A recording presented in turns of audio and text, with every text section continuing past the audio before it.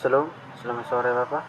Jadi baik, perkenalkan nama saya Peter Majinapang, NIM 230 30 084, kelas C semester 2, jurusan Sosiologi dari Fakultas Ilmu Sosial dan Ilmu Politik Universitas Nusa Cendana Kupang 2021. Jadi baik, saya akan membahas makalah teori sosiologi klasik buku kelima. Jadi baik, kita langsung saja dengan isi materi. Pertama, apa itu fakta sosial? Fakta sosial merupakan sangat penting di dalam masyarakat untuk mengetahui fakta sosial yang terjadi di masyarakat. Fakta sosial juga merupakan aliran dari sosiologi positif dengan pengkajian atribut yang mencakup struktur sosial, norma kebudayaan, dan nilai-nilai sosial. Kategori fakta sosial adalah yang menghadirkan karakter yang sangat khusus. Itu bisa melihat dari cara bertindak, berpikir, dan merasakan di luar individu yang diinvestasikan dengan kekuatan koersif berdasarkan yang dikontrol. Berikutnya, aturan untuk pengamatan fakta sosial. Pertama, aturan yang pertama adalah mempertimbangkan fakta sosial sebagai benda. Yang dimaksud fakta sosial sebagai benda adalah sebuah kegiatan penelitian yang harus dilakukan di dalam meneliti objek yang bisa dilihat, diukur, dan dibandingkan. Fakta sosial juga menjelaskan fenomena yang bersifat umum dalam suatu kelompok masyarakat. Kedua, fenomena sosial adalah sesuatu yang harus diperlakukan seperti itu. Mendemonstrasikan proposisi ini yang tidak perlu difilsafat untuk mereka atau mendiskusikan analogi yang mereka hadirkan dengan fenomena aturan keberadaan yang lebih rendah. Berikutnya, aturan untuk membedakan norma dari patologis. Pertama, pengamatan yang dilakukan menurut aturan sebelumnya mencampurkan dua urutan fakta sangat berbeda dalam hal-hal tertentu. Mereka yang sama, mereka seharusnya, dan mereka seharusnya berbeda dari apa adanya. Pertama, fenomena norma adalah kebiasaan umum atau aturan yang menjadi pedoman perilaku manusia dalam kelompok masyarakat dan memiliki batas wilayah tertentu.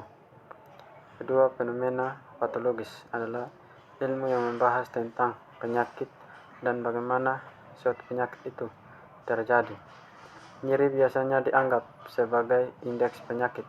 Sudah pasti bahwa dalam secara umum ada hubungan antara dua fenomena ini, meskipun satu kurang keseragaman dan presisi. Ada disposisi fisik yang serius dari sifat tanpa rasa sakit, sedangkan penyakit ringan tidak penting. Berikutnya, aturan untuk konstitusi jenis sosial.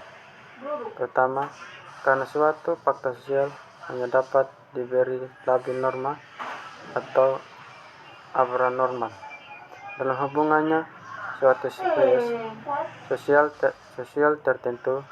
Apa yang dikatakan sampai saat ini mengandung arti bahwa cabang sosiologi harus dikhususkan pada konstitusi dan klasifikasi spesies ini. Bagi para sejarawan, masyarakat merupakan individu yang begitu banyak jenis, heterogen, dan tidak sebanding satu sama lain. Setiap orang mempunyai ciri khasnya sendiri.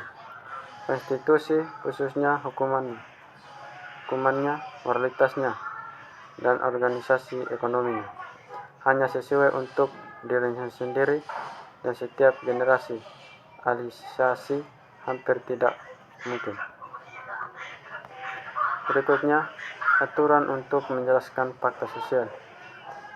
Kebanyakan sosiologi percaya bahwa mereka telah menghitungkan memperhitungkan fenomena begitu, mereka telah menunjukkan tujuan yang mereka layani dan peran yang mereka mainkan. Mereka alasan seolah-olah fenomena ada hanya untuk peran ini dan tidak memiliki penentuan karena penyimpanan pengertian yang jelas dan tidak jelas tentang layanan tempat mereka dipanggil memberikan. Komite menghubungkan semua dorongan untuk kemajuan spesies manusia dengan dasar ini tendensi yang secara langsung mendorongkan manusia untuk terus memperbaiki kondisinya dalam segala hal, sedangkan Spencer menghubungkannya dengan kebutuhan Akanes. Prinsip inilah Spencer menjelaskan pembentukannya masyarakat sebagai fungsi dan keuntungannya yang mengalir dan kerjasama. Berikutnya, aturan untuk demonstrasi bukti sosiologi. Penjelasan sosiologi secara eksklusif terdiri dari pembentukan unikat hubungan kausalitas bahwa suatu fenomena harus digabungkan dengan menyebabkan atau sebaliknya penyebabnya dari akibat yang berguna, apalagi sejak fenomena sosial dengan jelas mengesampingkan kendali daya apapun oleh pelaku eksperimen. Metode komparatif adalah satu-satunya yang cocok untuk sosiologi. Memang benar bahwa John Stuart Mill menyatakan eksperimen itu bahkan jika tidak langsung tidak dapat diterapkan pada sosiologi. Sekian dan terima kasih.